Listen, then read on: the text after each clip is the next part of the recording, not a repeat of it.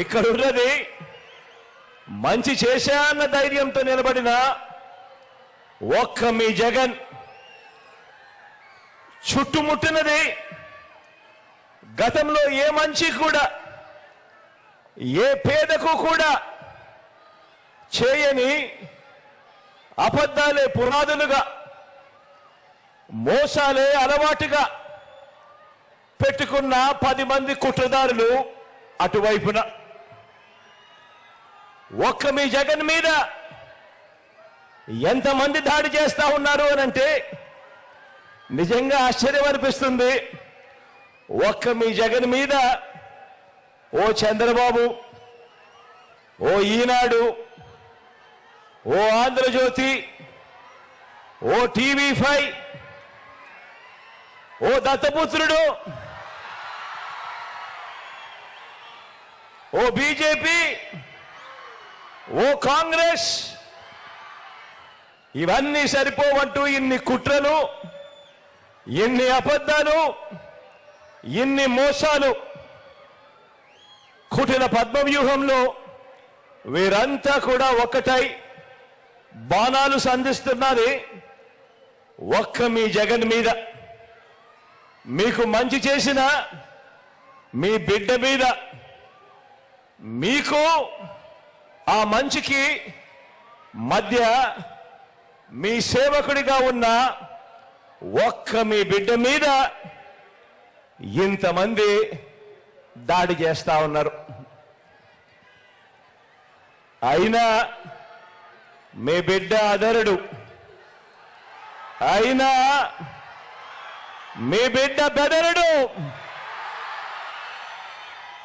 కారణం ప్రజలనే శ్రీకృష్ణుడి అండ ఉన్న అర్జునుడి మీ బిడ్డ.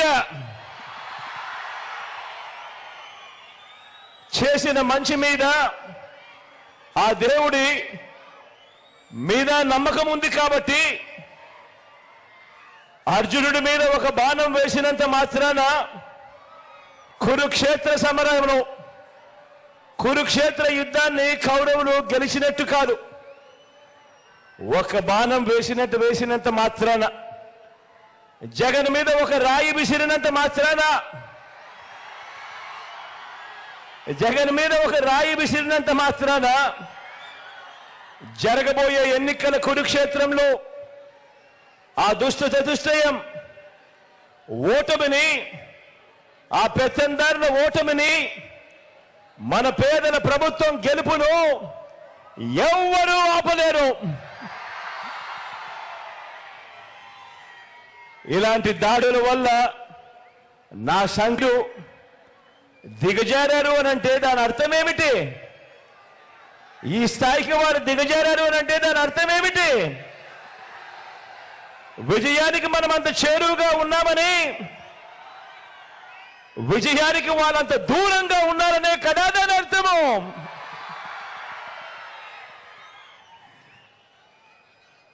అందుకే చెప్తా ఉన్నా, ఈ తాటాకి చెప్పులకు మీ బిడ్డ అదరుడు, మీ బిడ్డ బెదరడు.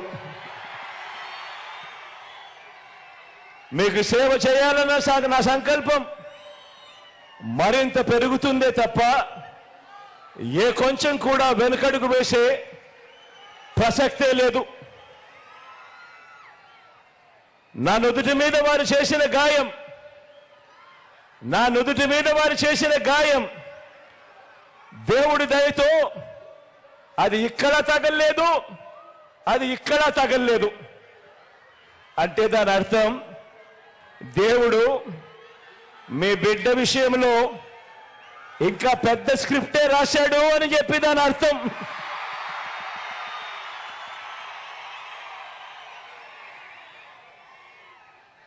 నా నుదుటి మీద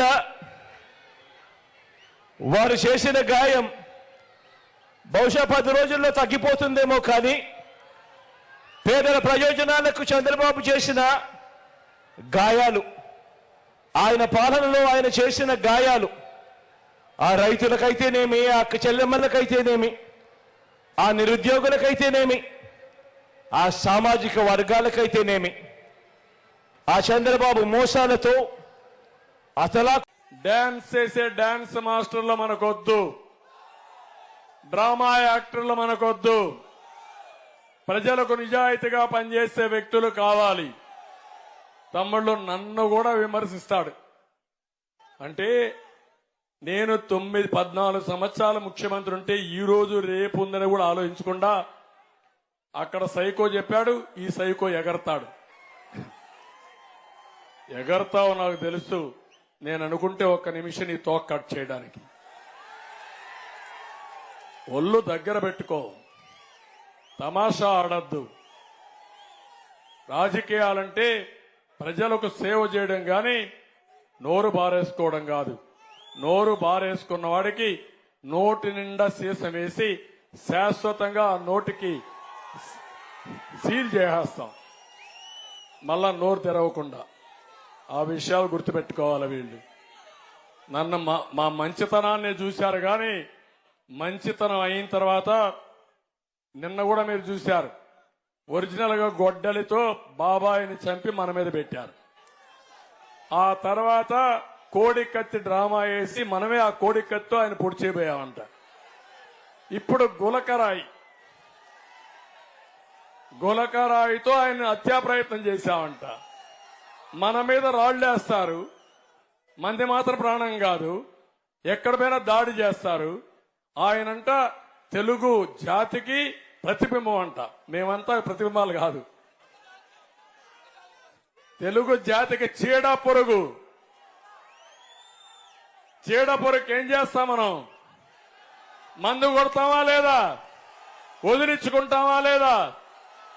అలాంటి చీడ పొరుగు స్ఫూర్తి మనకు గౌతమ్ లచ్చన్న గాని ఎర్రమనాయుడు గాని వీళ్ళంతా స్ఫూర్తి దాతలు. వీళ్ళంతా ప్రజాసేవకు జీవితాలు అంకితం చేసినటువంటి స్ఫూర్తినిచ్చినటువంటి దాతలు. ఇప్పుడు వీళ్ళంటి వాళ్ళు చూసి ఈ రోజు కూడా మాట్లాడుతున్నా. నేను అడిగాను, ఒక మాట అడుగుతున్నా మీ తమ్ముళ్ళు, అది డ్రామా కాదు, ఓకే నేను కూడా ఒప్పుకున్నా. రాయో ఏదో వచ్చింది పడ్డది, ఉండాలి కదా, ఉండాలి కదా, నా వస్తువు ఉండాలి కదా. ఇప్పుడు మీరు ఒక రాయి వేశారు, ఇక్కడ పడుతుంది, వచ్చి పడాలి కదా. ఇక్కడ పడకపోతే ఆడికైనా పోయి పడాలి కదా. వస్తానే కొట్టేసి మాయమైపోతుందా? ఏం తమ్ముడు మాయమైపోతున్నానని అడుగుతున్నా మిమ్మల్ని అందరినీ. ఒకప్పుడు ఉండేవాళ్ళు కనికట్టు కట్టేవాళ్ళు, మన ఊరికి వచ్చేవాళ్ళు. జ్ఞాపకం ఉందా? పాత రోజుల్లో ఎవరికైనా పెద్దవాళ్ళు ఉంటారు, జ్ఞాపకం ఉందా? వచ్చేవాళ్ళు ఇక్కడ డ్రామా వేసి మరి అందరూ కూర్చున్నాక చూసావు కదా అని చూస్తూనే ఉంటాం. అయినాక ఏం చేసేవాళ్ళు, కోడి ఇది గుడ్డు ఉంది చూసావా అంటాడు. కనపడకపోయినా ఒప్పుకుంటాం, చూసామంటాం, తలకాయ ఉంచుతాం. చూసిన తర్వాత చూడు గుడ్డు ఇప్పుడంతా పిల్లని పెడుతుంది అంటాడు, పిల్లని పెట్టేసింది అంటాడు. మళ్ళా మనం చూసా కానీ ఎవరు మాట్లాడడం, ఎగరతా ఉందంటాడు. అక్కడ పోతాం చూడమంటాడు, చూస్తాం కనపడదు, అది కనికట్టు. మ్యాజిక్, ఇప్పుడు లేటెస్ట్ స్టేజ్ లో మ్యాజిక్. ఇప్పుడు జగన్మోహన్ రెడ్డి వచ్చాడంట, కరెంట్ ఆఫ్ అయిపోయిందంట. కరెంట్ ఆఫ్ అయిపోతే దానికి కూడా నేను బాధ్యుడంట. ఎవడి ప్రభుత్వమే? నీదే నాదే ప్రభుత్వం. నీ ప్రభుత్వంలో నన్ను తిట్టావు, నా ప్రభుత్వంలో నన్నే తిట్టావు, నీ ప్రభుత్వంలో కూడా నన్ను తిడతావా నువ్వు? ఓకే, కరెంట్ ఆఫ్ అయింది, ఎందుకు తగలబడ్డావు కారు మీద, బస్సు మీద? ఏం చేస్తున్నారు పోలీసులు? తీసుకుపోవాలి లోపలికి. నువ్వు ఒక విఐపి కదా, ఒక ముఖ్యమంత్రి కదా, సెక్యూరిటీ సమస్య ఉంది కదా, లోపల తీసుకుపోవాలా లేదా తమ్ముళ్ళు? తీసుకుపోవాలా లేదా? తీసుకుపోరు. వాడు ఒక రాయి వేసాడంట, రాయి వేసిన తర్వాత రాయి తగిలింది. తగలతానే ప్లే కార్డ్స్ వచ్చాయి ముందర, మీరు చూసారా బస్సు ముందర? నా మీద రాస్తూ 5 నిమిషాల్లో ప్లే కార్డ్స్ బస్సు